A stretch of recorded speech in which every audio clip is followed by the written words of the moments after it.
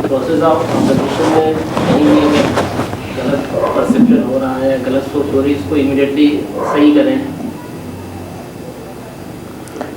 बिल्कुल, अभी जितना समझ में आता है सही कर सकते हैं उतना करें, क्योंकि वो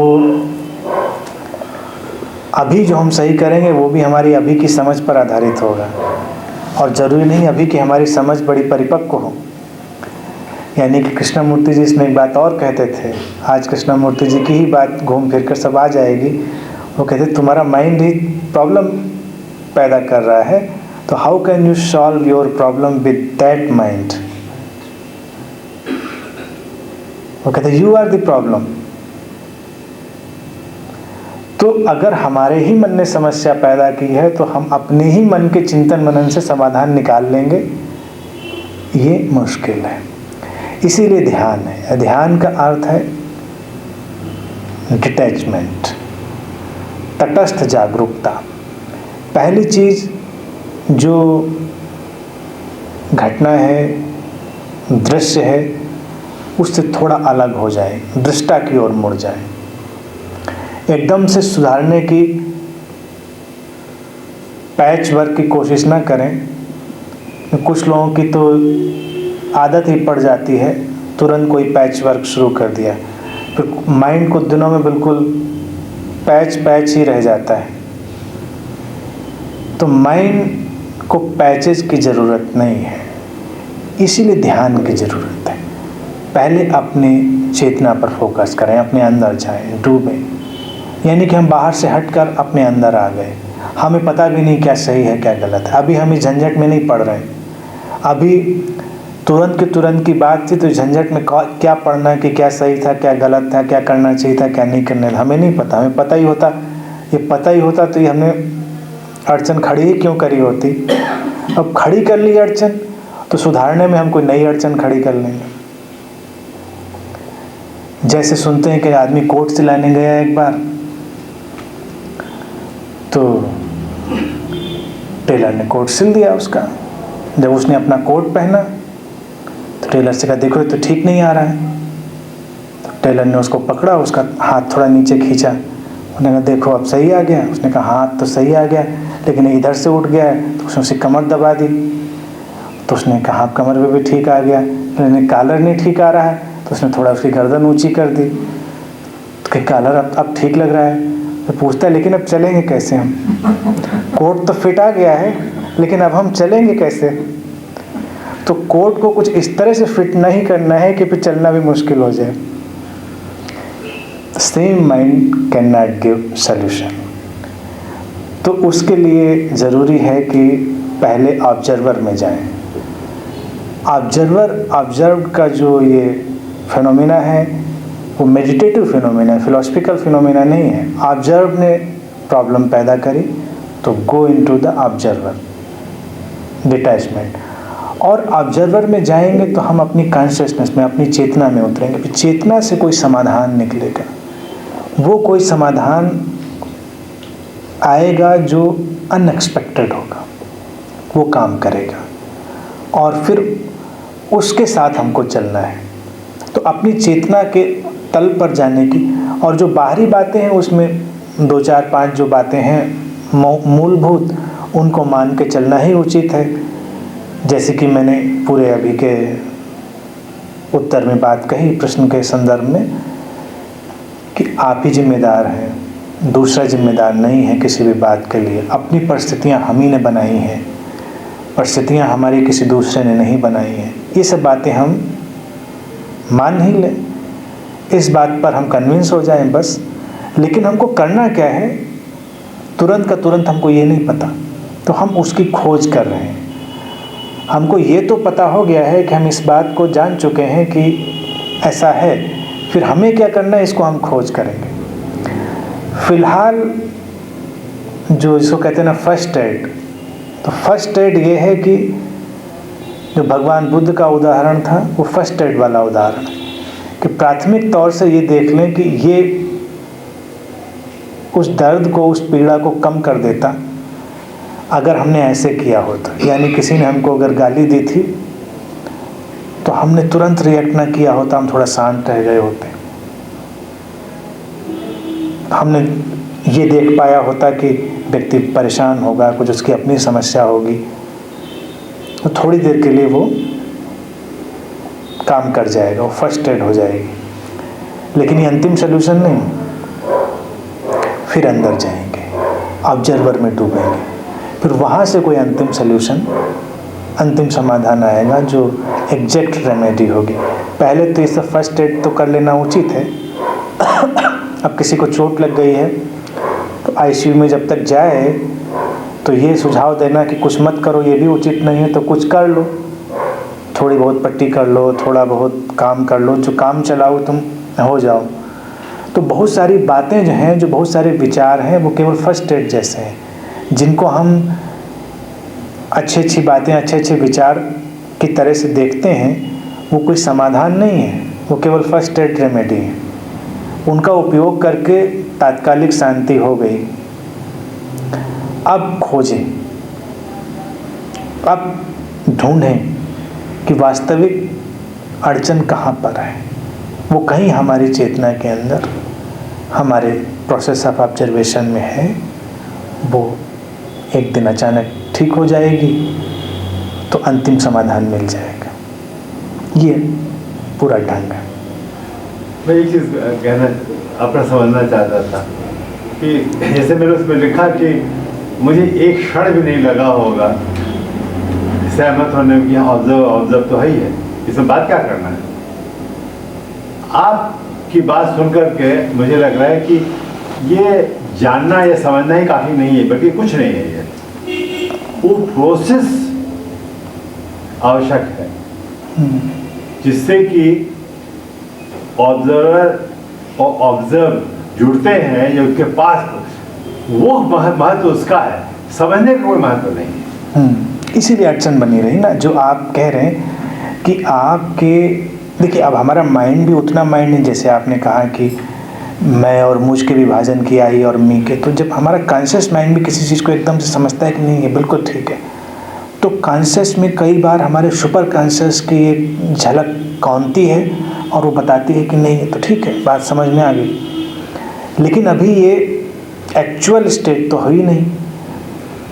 कन्विंस हो गया हमारा कॉन्शियस माइंड, कन्विंस हो गया, और कॉन्शियस माइंड को भी कन्विंस होने के लिए बड़ी प्रतिभा चाहिए। ऐसा नहीं कि ये कोई मामूली बात है, क्योंकि ये जो जेके बात कर रहे थे बहुत गूढ़ बातों में से, बहुत कॉम्प्लिकेटेड बातों में से ये है, और उस सुपर कॉन्शियस ने फ्लैश में ये बताया कि नहीं ये ठीक है। अब प्रक्रिया दूसरी हो गई कि उसको एक्चुअल स्टेट में कन्वर्ट होना है। वो एक्चुअल स्टेट जब आती है तो ये सब बातें बंद हो गई, फिर बातों की कोई ज़रूरत नहीं रहेगी। वो नहीं आई इसलिए बात बार बार उठती है। जैसे कभी लोग कुछ लोग हो जाते हैं जिनको हमेशा प्रवचन सुनना है और बात समझनी है, हमेशा कोई किताब पढ़नी है और बात समझनी है, तो उनके लिए मेरा कहना होता है कि बात समझ में नहीं आ रही, इसलिए लगातार ये कोशिश चल रही है। एक प्रवचन सुनने का जो महत्व है, एक बिंदु पर यह हो जाता है कि कोई सद्गुरु है, आप उससे प्रेम करते हैं, ये केवल उसके साथ बैठने का एक बहाना है। किसी और बहाने अगर आपको बैठने को मिल जाता तो आप प्रवचन सुनने के लिए इतने बेचैन नहीं होते, वो आपको इरिटेशन नहीं होता प्रवचन सुनने के। जैसे एक किसी एडिक्टेड व्यक्ति को तलब लगती है, कोई ड्रग का एडिक्ट हो जाए तो उसको लगता है कि मिल जानी चाहिए हमको ड्रग, नहीं मिलती है तो बेचैन होता है। तो कुछ प्रवचनों से एडिक्ट हो जाते हैं, ऐसी अच्छी अच्छी बातों की किताबों से एडिक्ट हो जाते हैं, मिलना चाहिए तो रोज़ कुछ ना कुछ पढ़ना है उनको, ज़रूरी सुनना ज़रूरी है।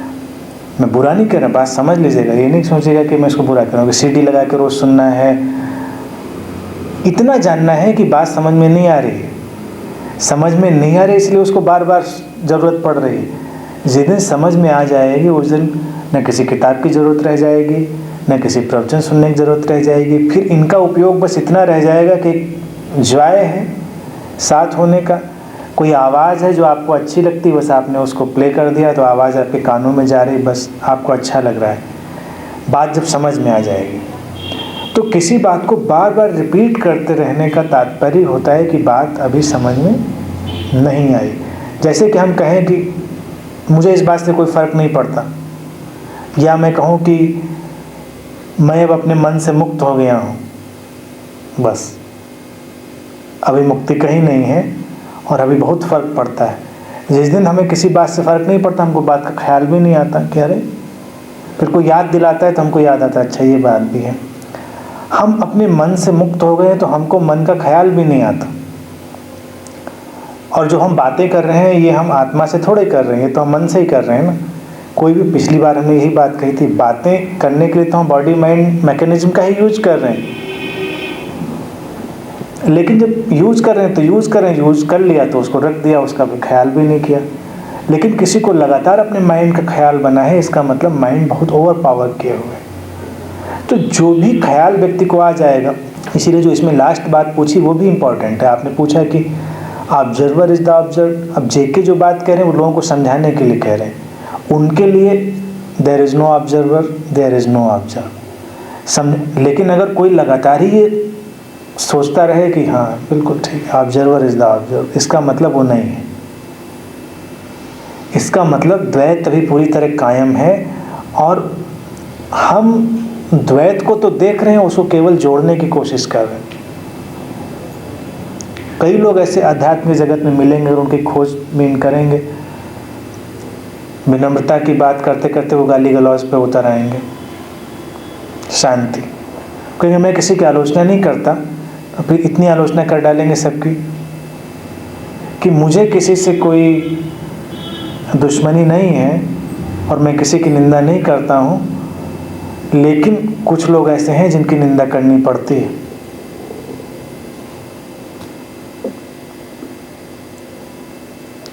तो मन हमारा बड़ा क्लेवर है। तो समस्या का जब तक ख्याल है तब तक समस्या बनी हुई है। जैसे कि आप रोज़ उठकर बताएं अपने घर में मुझे कोई सिर दर्द नहीं,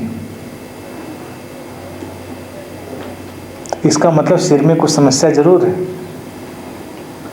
नहीं तो रोज़ कैसे बताओगे मुझे सिर दर्द नहीं? उन्हें सिर दर्द नहीं तो सिर का ख्याल भी नहीं। इसी तरह से जो पॉजिटिव थिंकर होते हैं बड़े विशेष सर्कल में उलझ जाते हैं। वो रोज़ उन्हें कहते हैं मैं हेल्दी हूँ, मैं अच्छा हूँ और मैं पूरी तरह स्वस्थ हो गया हूँ, मुझे कोई समस्या नहीं है। समस्याएं तो बगल में खड़ी रहती हैं, तो उनको इतना याद करेंगे तो समस्या ख़त्म हो गई, भूल गए बात को, ज़रूरत भी क्या रही रिपीट करने की।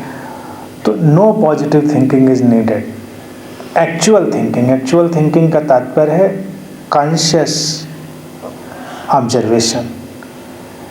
और इसी का देखिए दूसरा पहलू, अगर कोई व्यक्ति बीमार भी है तो इसी ऑब्जर्वर और ऑब्जर्वर में एक हीलिंग सोल्यूशन में बता रहा हूँ। हीलिंग सोल्यूशन ये है कि वो बीमार है, तो बजाय ये सोचने के कि मैं स्वस्थ हो गया हूँ, बजाय ये सोचने के कि मैं बीमार नहीं हूँ, बजाय ये सोचने कि मुझे इसे ठीक करना है, वो अपने इस ऑब्जर्वर पार्ट में, इस दृष्टा पार्ट में डूब जाए, जो कि दोनों चीज़ों से डिटैच है, जो बिल्कुल अलग है। यानी कि वो जो कॉन्शियसनेस का पार्ट है, वो जो इनवर्ड एरो है, वो बॉडी माइंड का हिस्सा नहीं है, वो हमारी चेतना का हिस्सा, हमारी सोल का हिस्सा है।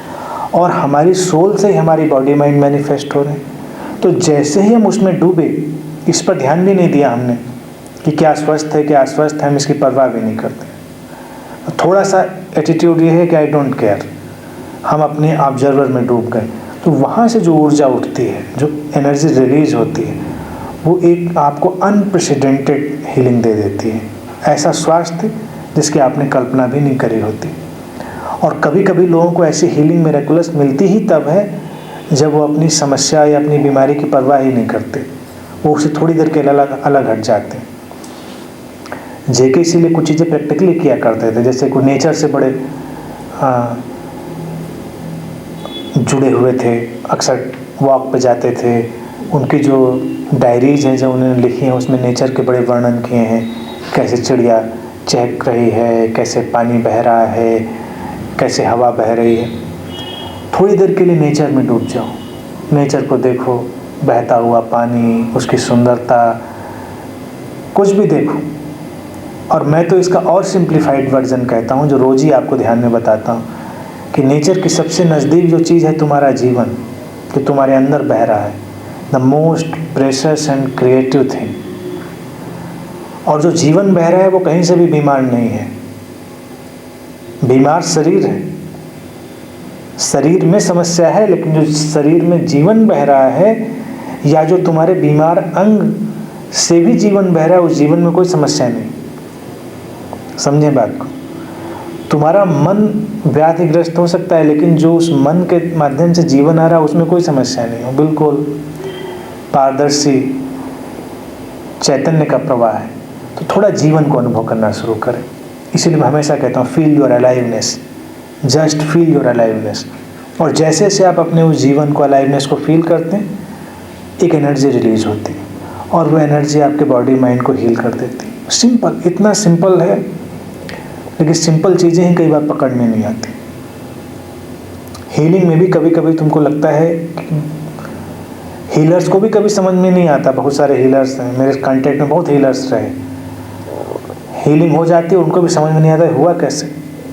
हमने कहानी तो पूरी करी, ये किया वो किया, लेकिन घटना कभी नहीं होती, कभी हो जाती। आपने किसी को देखा, देखने मात्र से आपने क्या देखा? उसके शरीर को नहीं देखा, आपने उसके शरीर में बहते जीवन को देखा। अनुभव जीवन का घट रहा है। और जैसे ही आपकी दृष्टि यानी ऑब्जर्वर जो है, जो जीवन से अटैच हुआ, जो ऑब्जर्व्ड है, यानी the process of observation clear हुआ, अचानक एक हीलिंग घट जाती है। वो एक ही में मिल जाते हैं। क्लियर हुआ, एनर्जी रिलीज हो गई। कभी तुमने किसी को टच किया और व्यक्ति हील्ड हो गया। उस समय क्या हुआ? उस समय जब मैंने किसी को छुआ तो मैंने व्यक्ति को नहीं छुआ, उसके जीवन को, उसके जीवन की धारा को, उसके प्राणों के प्रवाह को। और अचानक अगर उसने भी उस क्षण में उस अनुभव को पकड़ा, एक एनर्जी एक्सप्लोजन हो गया। तो ये सब चीज़ें हैं। और कभी देखने और छूने की भी ज़रूरत नहीं, स्मरण भी आपने किया, स्मरण भी जीवन का ही है। यानी कि अगर आप जीवित ना हो तो स्मरण भी ना कर पाएंगे। कब्र में लेट कर कोई कुछ स्मरण भी तो नहीं करता।